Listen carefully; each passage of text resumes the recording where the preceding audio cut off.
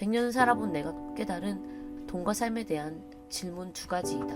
첫째, 인간은 얼마나 돈이 많아야 행복할까? 인격의 성적이 70이라면 재물도 70을 소유하면 된다. 내가 아는 MC 이야기를 들어보면 마냥 부럽지만도 않을 것이다. 차라리 그 재산이 없었더라면 또한 아이들의 결혼은 자유로운 선택에 맡겼다.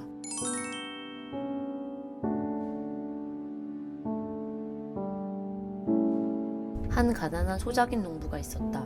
그의 소원은 내 땅을 갖고 평생 마음껏 농사짓는 일이었다. 어느 날 신문에서 러시아의 한 귀족이 돈을 받지 않고 원하는 사람에게 농토를 나눠준다는 광고를 본다. 농부는 귀족을 찾아갔다. 귀족이 농부에게 얼마나 많은 땅을 원하느냐고 묻자 농부는 아침에 해가 뜰 때 출발해서 해가 지기 전까지 자신이 밟고 돌아오는 모든 땅을 받고 싶다고 말했다. 귀족은 흔쾌히 허락했다.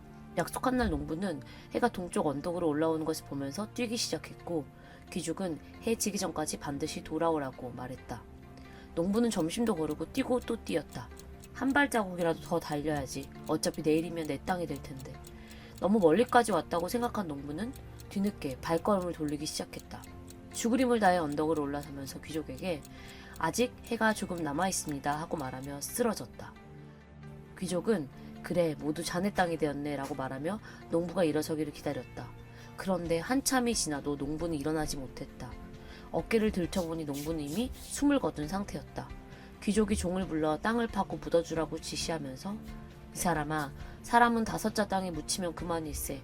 그리고 그 정도 땅은 누구나 갚도록 되어 있는데 공연히 애태우다가 죽었구만 하고 혼자 중얼거렸다. 내가 중학교 2학년 때 읽었던 톨스토이의 이야기다. 이야기를 처음 들었을 때 나는 세상에 이렇게 어리석은 사람이 또 있을까 생각했다. 책을 읽은 지 80년의 세월이 흘렀다.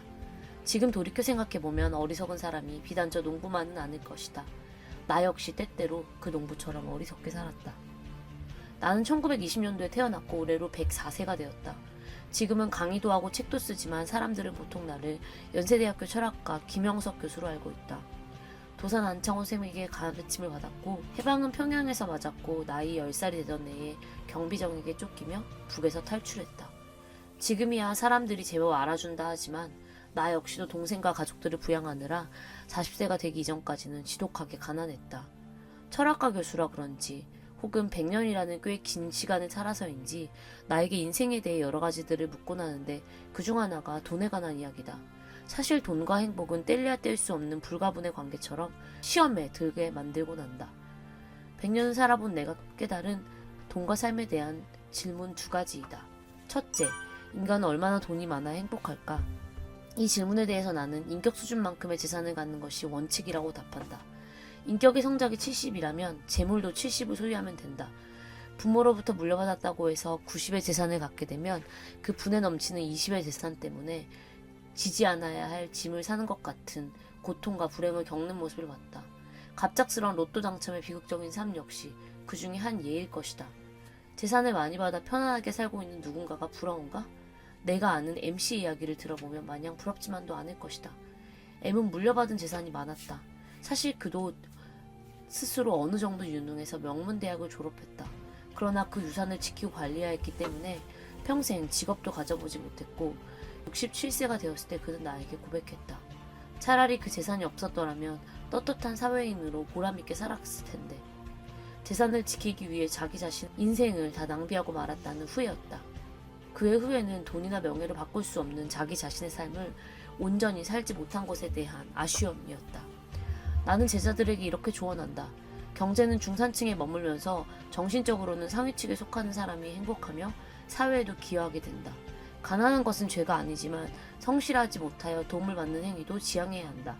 가정을 부양하는 의무와 약간의 나의 여가 생활을 보낼 수 있을 정도면 삶이 풍요로워진다. 둘째, 인생은 50살 이전에 평가하지 말자.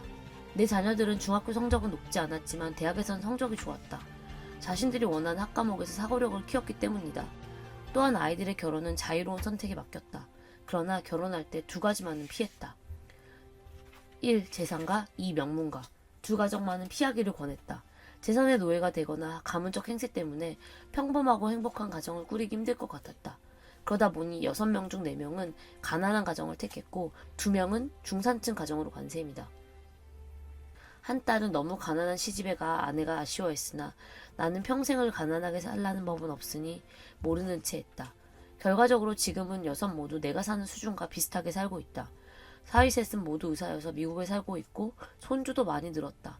증손주까지 있고 미국에서 의과대학 교수가 된 외손주가 있고 손주 셋이 곧 의사가 될 준비를 하고 있다. 외손녀 하나는 MIT를 나와 애플에서 근무하고 있다. 그러니까 어떻게 보면 자녀 교육에서 크게 성공하지는 못했으나 실패한 셈은 아닌 것 같다. 그런 의미에서 인생은 50이 되기 전엔 평가해서는 안 된다. 그래서 자녀를 키울 때도 애들이 50쯤이 되면 어떤 인간으로 사회에 도움을 줄 수 있을까를 생각하며 키우는 것이 옳다고 생각한다. 나는 지금도 성공보다는 최선을 다하는 사람이 행복하며 유명해지기보다는 사회에 기여한 인생이 더 귀하다고 믿는다. 나 자신이 그렇게 살기를 바랬기 때문이다. 30세까지는 나를 키워가는 단계, 65세까지는 직장 가자고 일하는 단계, 90세까지는 사회를 위해 일하는 단계 때문에 인생의 황금기는 60에서 75세이다. 사람은 성장하는 동안은 늙지 않는다. 노력하는 사람들은 75세까지는 정신적으로, 인간적으로 성장이 가능하다. 정신적 성장과 인간적 성장은 한계가 없다. 노력만 한다면 가능하다. 이런 점을 고려하면 우리 각각의 노년기는 어떠할까 생각해보면 80쯤이 나이의 평가 기준이 되면 좋겠다. 지금도 행복하다고 스스로 인정할 수 있는가? 그래도 존경스러운 삶을 이어왔는가? 같은 질문을 해볼 수 있을 것이다. 서양에 신은 인간에게 시련을 주지만 악마는 우리를 유혹한다는 말이 있습니다. 세상이 많이 괴롭다면, 지금 모든 것이 다 망한 것 같다면, 흙수저라서 아무것도 할 수 없다 여겨진다면, 노력해도 안 된다고 생각한다면 오늘 영상이 당신의 생각을 조금이라도 바꾸고 당신의 마음을 조금이라도 위로해 주길 바랍니다. 63빌딩도 남산에서 보면 내 손톱만큼 작아집니다. 이 책을 보다 보면 딱 그런 느낌이 듭니다. 남산에 올라가서 서울 시내를 바라보듯 100년을 살아본 노인의 시야로 지금 내 인생을 바라보면 소중한 나의 오늘 하루는 거대하게 느껴지고 쉼없이 날 괴롭히는 문제는 먼지처럼 작게 보입니다.